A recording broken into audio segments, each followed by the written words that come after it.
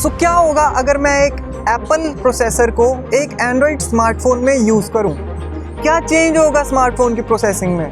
Even why Apple processors are so fast in the first place, even faster than the latest processor by Snapdragon, that is Snapdragon 888. इन सभी सवालों के जवाब आज आपको इस video में मिलने वाले हैं और ये वीडियो बहुत ज़्यादा इंफॉर्मेटिव होने वाली है, तो इस वीडियो को लास्ट तक देखना क्योंकि बहुत कुछ नया एक्सप्लोर करने वाले हैं आप लोग एप्पल के बारे में और प्रोसेसर के बारे में। तो बिना कोई टाइम वेस्ट करे अपनी आज की वीडियो को हम स्टार्ट करते हैं। तो वेलकम बैक गाइस। मैं तुमसे वीडियो को स्टार्ट होने से पहले एक सवाल पूछता हूँ, 8 बड़ा है या 4 बड़ा है? अब यार ये तो ऑब्वियस सी बात है, हम सब यही बोलेंगे कि 8 बड़ा है, राइट? तो मैं आपसे ये पूछता हूँ, 8 कोर्स वाला प्रोसेसर ज़्यादा फास्ट होगा या 6 कोर्स वाला प्रोसेसर ज़्यादा फास्ट होगा? अब डेफिनेटली आप में सभी लोग यही बोलेंगे कि 8 कोर्स वाला प्रोसेसर ज़्यादा फास्ट होगा क्योंकि उसमें 8 कोर है, 2 कोर 6 कोर से ज़्यादा है, राइट? लेकिन ऐसा नहीं है। तो मेरे पे ट्रस्ट नहीं करते तो मैं तुम्हें एक चीज़ बताता हूँ। स्नैपड्रैगन की 600 लाइनअप है जो प्रोसेसर की, स्नैपड्रैगन 650, स्नैपड्रैगन 625 एंड स्नैपड्रैगन 652। इन तीनों में से अच्छी प्रोसेसिंग किसकी है? इन तीनों में से कौन सा प्रोसेसर ज़्यादा अच्छा है? बताओ। अब आप लोग बोलोगे कि स्नैपड्रैगन 652 ज़्यादा बेटर है, लेकिन नहीं, आप इंटरनेट पे जाके सर्च कर सकते हैं, आपको पता लगेगा और आप हैरान होंगे कि स्नैपड्रैगन 625 इन दोनों प्रोसेसर्स में से ज़्यादा अच्छा है।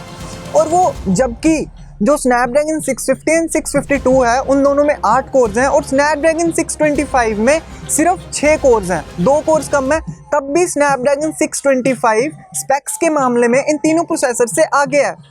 ऐसा क्यों है?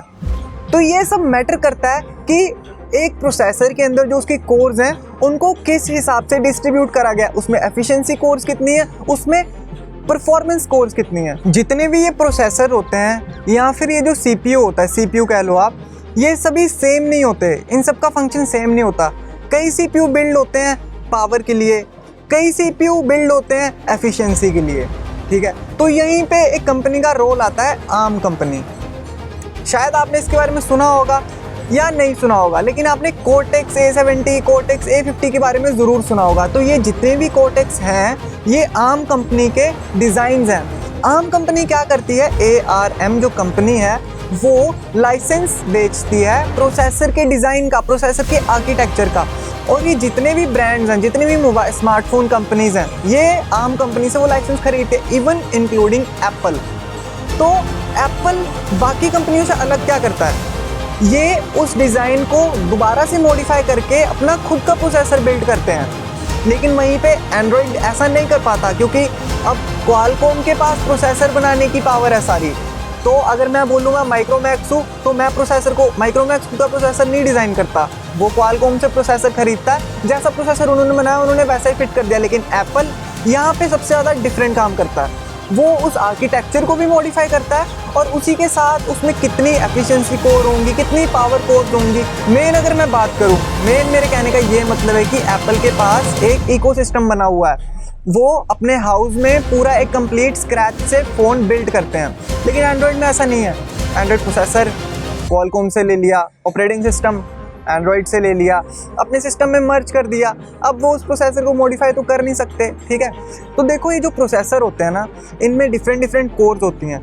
अब ये कंपनी डिसाइड करती है कि उनको जो स्मार्टफोन है वो कैसा बनाना है, परफॉर्मेंस वाला स्मार्टफोन बनाना है तो उसमें पावर कोर ज़्यादा होंगे, एफिशिएंसी कोर कम होंगी।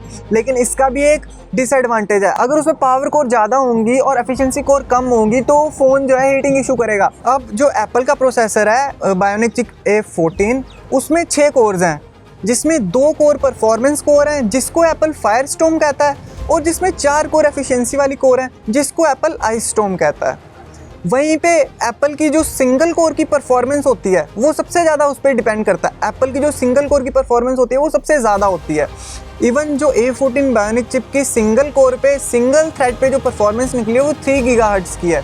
इवन जो एप्पल की एफिशिएंसी कोर है उसमें भी जो लोएस्ट वैल्यू निकली है 1 थ्रेड पे वो 1.8 गीगाहर्ट्ज़ है, जो कि बहुत ज़्यादा फास्ट है। यही एक रीज़न है कि जो एप्पल का प्रोसेसर होता है वो बहुत ज़्यादा फास्ट होता है, बहुत ज़्यादा एफिशिएंट होता है, क्योंकि इसको इक्वली इसमें फंक्शन डिस्ट्रीब्यूट करे जाते हैं और कहीं पर भी इसमें लॉस नहीं होता। वहीं पे एंड्रॉयड के साथ ऐसा सिस्टम नहीं है। एंड्रॉयड के पास अपने प्रोसेसर को मॉडिफाई करने की कोई पावर नहीं है। एंड्रॉयड से मेरे कहने का मतलब है जो बाकी मोबाइल फ़ोन्स के ब्रांड है जो प्रोसेसर कहीं और से उठा के फिट करते हैं अपने मोबाइल के अंदर, वहीं एंड्रॉयड के पास इस चीज़ का कंट्रोल नहीं है। जहाँ एप्पल के पास कंट्रोल है तो उसका प्रोसेसर इसीलिए इतना बेटर है और ऑप्टिमाइज्ड है। ज़्यादा कोर्स का मतलब ये नहीं है कि जो प्रोसेसर है वो ज़्यादा फास्ट होगा, क्योंकि ज़्यादा कोर्स वो चीज़ नहीं है जो मैटर करती है। मैटर ये करता है कि उन कोर्स का बीच में बैलेंस कैसा है, उसमें एफिशिएंसी कोर्स कितनी है, उसमें परफॉर्मेंस कोर्स कितनी है, और जो कि एप्पल बखूबी करता है। इसीलिए जो एप्पल का प्रोसेसर है वो बहुत ज़्यादा फास्ट है। आईफोन की जो कैशे मेमोरी है वो एंड्रॉयड से ज़्यादा होती है, इसलिए जो आईफोन की परफॉर्मेंस है वो बहुत ज़्यादा अच्छी होती है। इवन जो read and right speed iPhone की वो एंड्रॉयड से ज़्यादा होती है। एंड्रॉयड के साथ एक जो बहुत बड़ी प्रॉब्लम है वो ये है कि इसके जो ऐप्स होते हैं ये बहुत ज़्यादा रैम खाते हैं, तभी आपको 8 GB इवन 12 GB वाले वेरिएंट मार्केट में देखने को मिल जाएंगे एंड्रॉयड के। लेकिन आईफोन के साथ ऐसा नहीं है। आईफोन के जो ऐप्स हैं उसको बहुत मिनिमल अमाउंट ऑफ रैम चाहिए होती है, तभी आईफोन की जो परफॉर्मेंस है वो कम रैम पे भी इतनी ज़्यादा अच्छी है।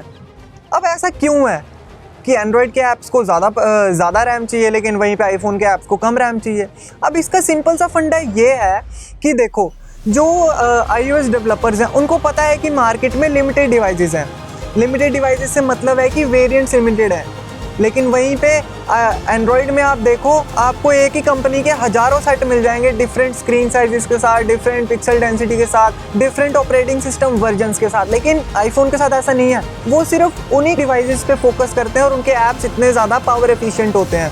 लेकिन एंड्रॉयड के साथ ऐसा नहीं है।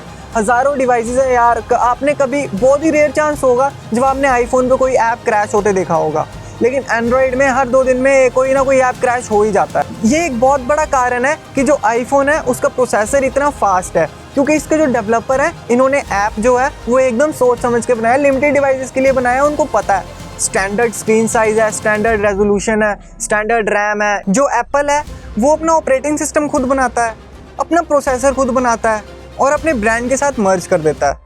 तो समझ रहे हो, एक हार्मनी बनती है।